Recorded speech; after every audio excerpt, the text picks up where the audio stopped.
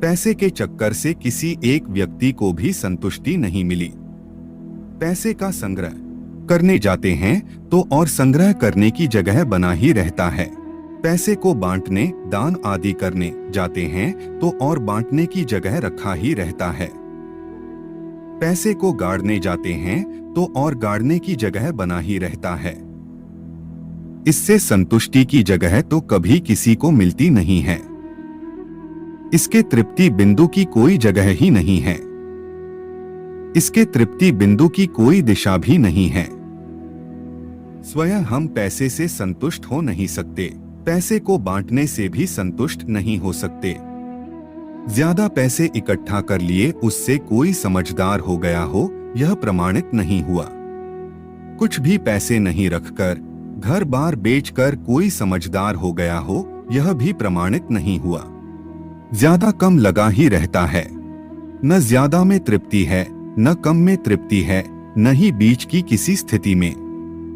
पैसे के चक्कर में लक्ष्य सुविधा संग्रह ही बनता है। सुविधा संग्रह का कोई तृप्ति बिंदु नहीं है। कितना भी कर लो और चाहिए, यह बना ही रहता है। पैसे के चक्कर में मानव की संतुष्टि का कोई निश्चित स्वरूप निकल ही नहीं सकता। इस बात पर हम एक निश्चय पर पहुंच सकते हैं। मध्यस्थ दर्शन से मानव के संतुष्टि का स्वरूप निकला समाधान, समृद्धि। समाधान, समृद्धि एक निश्चित लक्ष्य है। समाधान, समृद्धि सर्व मानव के लिए तृप्ति बिंदु है।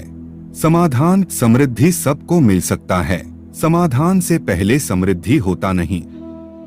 समाधान के लिए अध्ययन है। समाधान का अर्थ है आध्यात्मिक और भौतिक सभी मुद्दों पर पूरी तरह सुलझा हुआ होना।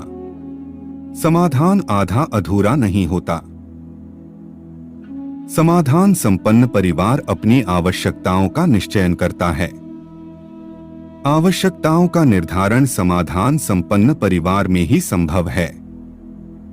निश्चित आवश्यकताओं के लिए उत्पादन कार्य को निश्चित किया जा सकता है। आवश्यकता से अधिक उत्पादन करके समृद्धि का अनुभव किया जा सकता है। दो समाधान समृद्धि संपन्न परिवारों में किसी भी मुद्दे पर खींचतान हो ही नहीं सकती और पैसे के चक्कर में खींचतान के अलावा कुछ हो नहीं सकता।